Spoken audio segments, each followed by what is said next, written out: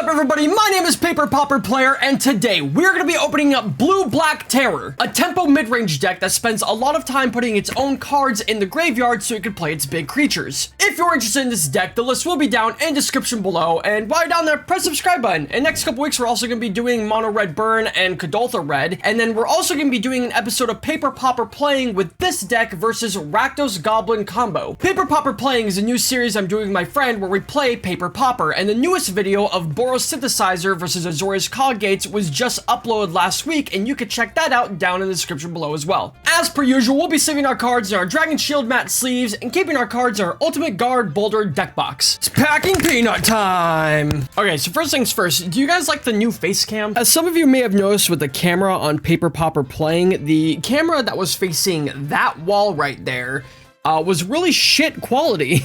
But the camera you're seeing on screen right now is going to be the new camera we're going to be using for the next session of Pauper playing. So let's go ahead and separate our sideboard and start off with our namesake card, Tolarian Terror, which is a 5/5 creature that costs 7 mana, a blue and 6 colorless that says this spell costs 1 less to cast for each instant and sorcery card in your graveyard, and it also has Ward 2, which means whenever this creature becomes a target of a spell or ability an opponent controls, counter it unless that player pays 2. We're running 4 copies of Tolarian Terror, and then we also have 4 copies of Gurmag Angler, which is also a 5/5 creature that costs 7 mana, this time a black and 6 colorless, with the ability Delve, which means each card you exile from your graveyard while casting the spell pays for 1 mana. So Gurmag Angler and Tolarian Terror are our big creatures in this deck, and our goal is to only cast them for 1 single mana. We're going to accomplish this by playing a bunch of cards in our deck that draw us cards, cards that kill our opponent's creatures, cards that put our cards into our own graveyard. The goal around turn 2 or 3 is to have 6 or 7 instant sorceries in our graveyard so we could play Tolarian Terror for 1 blue mana, and then we can exile those 6 instants or sorceries with Gurmag Angler's Delve ability so that Gurmag Angler can come out for 1 mana. This has been one of the top decks in the format since Tolarian Terror got printed, and I'm really excited to play it. The one and only tidbit I give about playing this deck is try to play your Tolarian Terrors first, because with Gurmag Angler, you have to exile the cards in your graveyard in order to cast them for his reduced cost.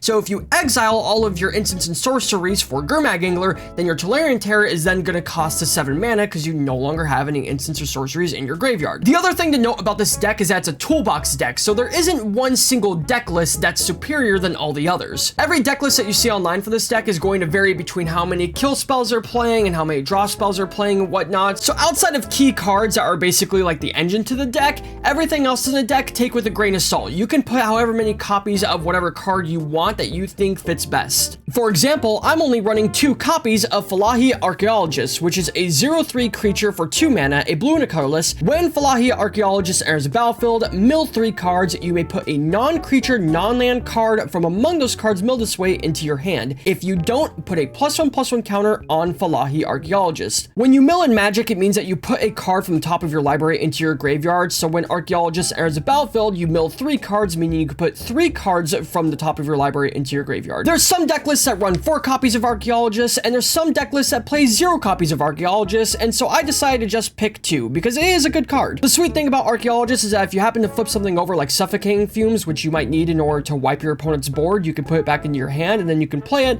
Or if you don't need any of the cards in there and you're going to use those instant sorceries to pump up your Tolarian Terror and your Gurmag Angler, then you can just turn Archaeologist into a 1/4, which is really good value. Is the camera like rotating? I'm sorry, I don't know if that was doing that while I was talking.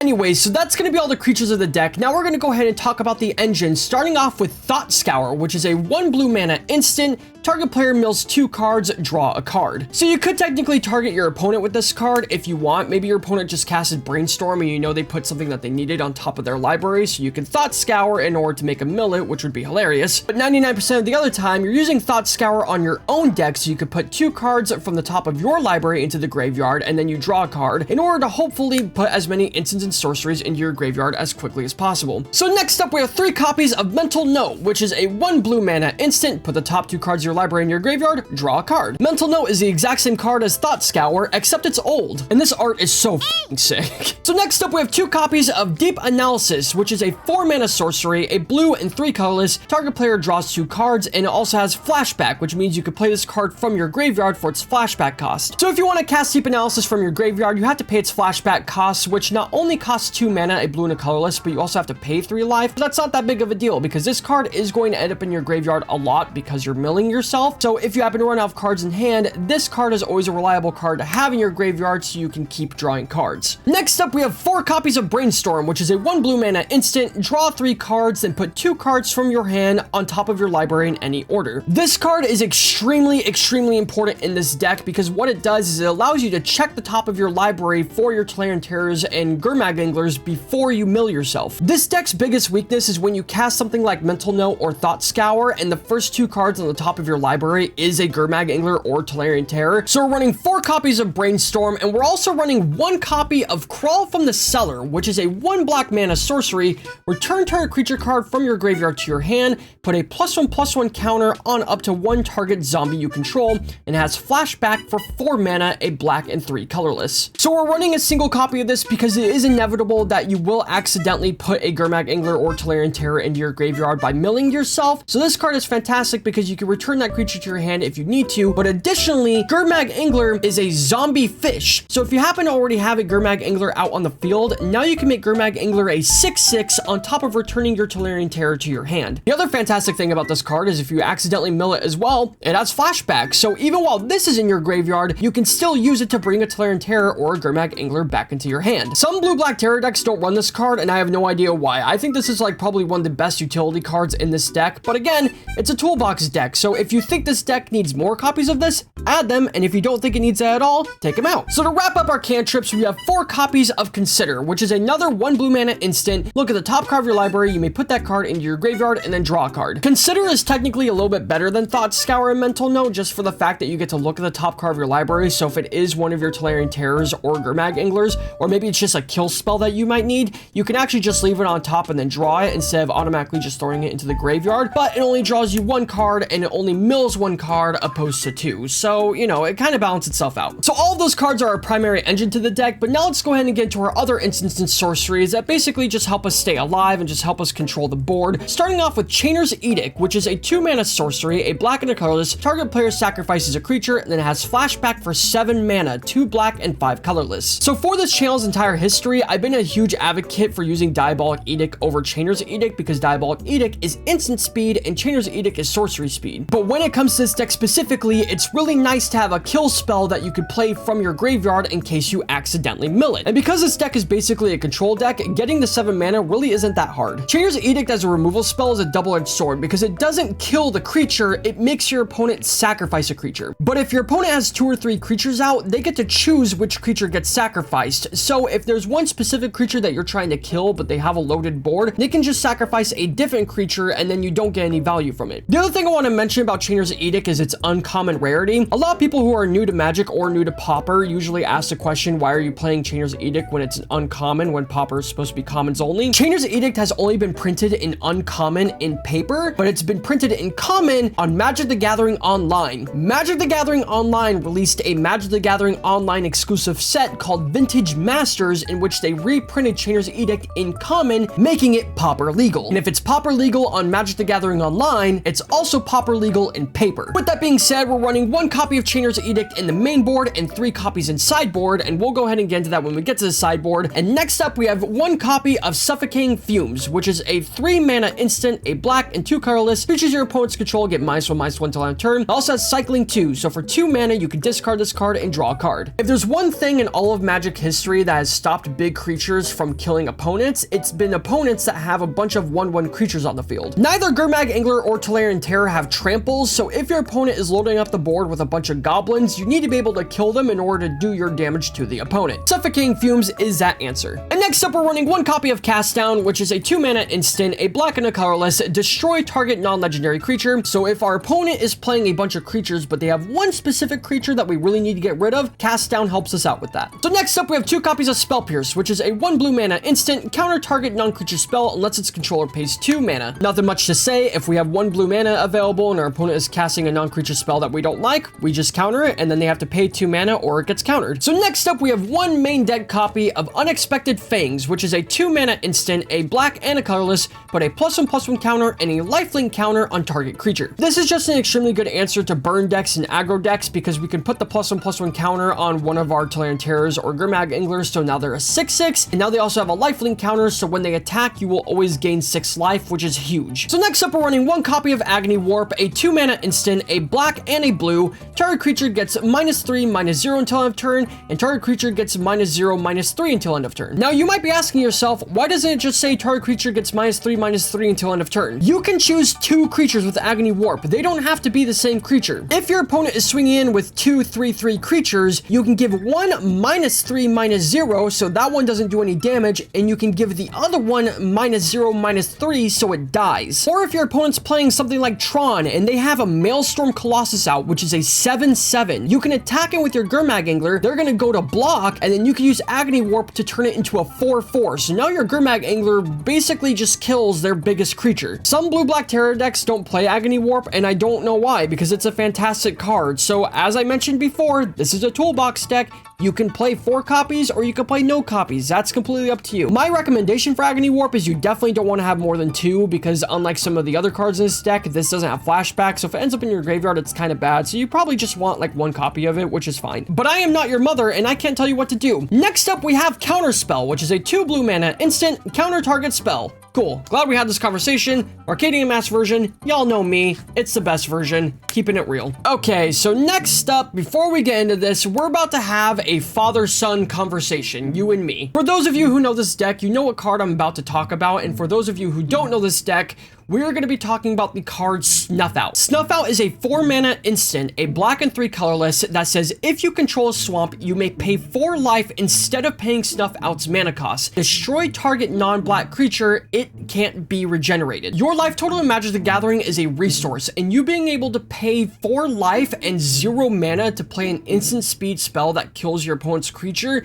is insanely strong. But it is not $14 to $27 a single copy strong. Blue-Black Terror traditionally plays 4 copies of this card. Between TCG Player and Card Kingdom, buying 4 copies of the original version of Snuff Out is going to run you between $45 and $60. And if you want to buy the reprint of Snuff Out, you are looking at $120 for the 4 copies. You can buy Walls Combo and 3 color slivers for the price of 4 Snuff Outs. You can buy Mono Green Stompy and Mono White Heroic for the price of 4 Snuff Outs. You can buy Turbo Fog and Rakdos Burn for the price of Snuff Outs. You can buy Jeskai Ephemerate and Golgari Sacrifice for the price of 4 Snuff Outs. You can buy Goblin Combo and Red-Green Land Destruction for the price of Snuff Outs. Blue-Black Terror purists are going to tell you that either you need to not buy the deck at all if you can't afford Snuff Outs, or they're going to tell you to get proxies because the deck is completely unplayable without them. It's bullshit. Don't listen to them. Snuff Out is a fantastic card, and if you're able to afford them, fantastic, but if not, the deck is still completely playable with these other options. So you have 2 budget options for Snuff Out. The first one being Ghastly Demise, which is a 1 black mana instant. Destroy target non-black creature if its toughness is less than or equal to the number of cards in your graveyard. For me personally, that's not a drawback, because even though you may exile 6 of your cards with Gurmag Angler, you're still going to be dumping cards in your graveyard constantly, and there's not very many creatures in Pauper that really go above like 4 toughness, honestly. When you're late into the game, you should already have a couple of Tolarian Terrors and maybe a Gurmag Angler already out, and you should still have extra instants and sorceries in your graveyard anyways, so there will hardly ever be a time where you can't kill the creature that you're trying to kill with this card. With that being said though, I'm not going to guarantee you that there won't be at least 1 game where you go to use a Ghastly Demise and you just don't have the cards in your graveyard because you just played a Gurmag Angler and your opponent has a Goliath Paladin out on the field and you just can't deal with it. I can't say that won't happen, at least maybe once. But then you have the other option in Vendetta, which is also a 1 black mana instant. Destroy target non-black creature, it can't be regenerated. You lose life equal to that creature's toughness. If the creature you're trying to kill has less than 4 toughness, then fantastic. You are saving more life by playing Vendetta than playing Snuff Out. But if you're trying to play Vendetta on a bigger creature, then you may have to cough up, 5, 6, maybe 7 life, depending on the creature, and that kind of sucks. Ghastly Demise is technically the better card because it's definitely less of a gamble, but if you don't like the drawback of either of these, then you can just play 4 copies of Cast Down. Every other deck in Pauper is okay with paying 2 mana to destroy a target non-legendary creature. No other Pauper deck is complaining about that. I don't know why why Blue-Black Terror is the only deck that complains about that. Regardless of the kill spell that you play, until Wizard of the Coast reprints Snuff Out, I'm not going to recommend it for this deck. So if you're able to buy them, fantastic, because they're really good in this deck, but don't not buy this deck because you can't afford them. Anyways, rant over, I'm sorry about that. Let's go ahead and get into our land base, and we actually have two different land bases. We have the land base on the left if you are playing Snuff Outs, and we have the land base on the right if you are not playing Snuff Outs. The reason being is because the deck plays 9 basic islands and 0 basic swamps. This deck has to play 9 basic islands because of the like 16 or like 24 something single blue mana spell cards that we have in this deck that we want to start casting as soon as possible. The issue though is that if you are playing Snuff Out can only cost 0 mana if you control a swamp on the field. So moving our non-Snuff Out mana base over to the side, if you are playing Snuff Out in this deck, you're going to want 4 copies of Ice Tunnel and 4 copies of Contaminated Aquifer. The reason being is because these are both dual color lands that have the subtype swamp in them. So as you may notice with a land like Dismal Backwater, which also taps for a blue or a black mana, it only says the land here. It doesn't say island or swamp because it doesn't have the island or swamp subtype. But Contaminated Aquifer and Ice Tunnel do. So if you have one of these on the battlefield, if you have a Snuff Out in your hand, you can cast it for free because you have a swamp on the battlefield. With that being said, for being dual tap lands, they don't do anything else. So because my version of the deck is not playing Snuff Out, we're gonna play some other blue-black lands that don't have the swamp subtype because we don't need it, but they do have other helpful effects. For example, the 4 copies of Dismal Backwater, when it enters the battlefield, you actually gain 1 life. And then we have 4 copies of Waterfront District, which enters the battlefield tapped. It also still taps for a blue and a black mana, but for 4 mana, a blue and a black, you can tap it, sacrifice it, and draw a card. So in the mid and late game, if you're kind of empty-handed and you just have a bunch of extra mana on the field, you could pay 4 mana to tap this, sacrifice it, and draw a card and hopefully get something from it. So that is going to be the main deck. Let's go ahead and talk about the sideboard, starting off with those 3 additional copies of Chainer's Edict. The reason why we have 3 additional copies of Chainer's Edict in the deck is because if we go up against something like Slippery Boggles, or if our opponent's playing a bunch of indestructible creatures, we can make our opponent sacrifice a creature to help kill the hexproof creatures. And then we have those 2 additional copies of Unexpected Fangs for the burn and aggro matchups. Next up, we have 2 copies of Rotten Reunion, which is a 1 black mana instant, exile up to 1 target card from a graveyard, create a 2/2 black zombie creature token with Decay, and it has flashback for 2 mana, a black and a colorless. Decayed is just a keyword that this creature can't block, and when it attacks, you have to sacrifice it at the end of combat. This card is pretty cool because it allows us to snipe a card out of our opponent's graveyard. Like, not only does it exile a card from the graveyard, but we get to choose what that card is, which is really nice. And if we cast it once or accidentally mill the card, we can flash it back. Next up, we have 4 copies of Hydroblast, a 1 blue mana instant, choose 1, counter target spell if it's red, or destroy target permanent if it's red. Next up, we got 1 copy of Steel Sabotage, which is a 1 mana instant, choose 1, counter target artifact spell, or return target artifact to its owner's hand. And then we have 1 copy of Annul, which is a 1 mana instant, counter target artifact or enchantment spell. These cards help you deal with artifacts, and Annul helps you deal with enchantments. Weird, it's almost like it says that on the card. And then finally, we have 2 copies of Nihil Spellbomb, a 1 mana artifact, tap it, sacrifice Nihil Spellbomb, exile all cards from target player's graveyard, and then when Nihil Spellbomb is put into the graveyard from battlefield, you may pay 1 black mana. If you do, draw a card. Pretty much for the mirror matchup, or if you run into any other deck that's using their graveyard, Nihil Spellbomb has always just been a good graveyard hate card. So that is going to be Blue-Black Terror for Pauper. If you enjoyed this deck, like I said, the list will be down in the description below, and we will be playing this in the next episode of Paper Pauper Player, which you guys can also check out. Like I mentioned, it's me and my friend playing Pauper in Paper, and it's just a lot of fun.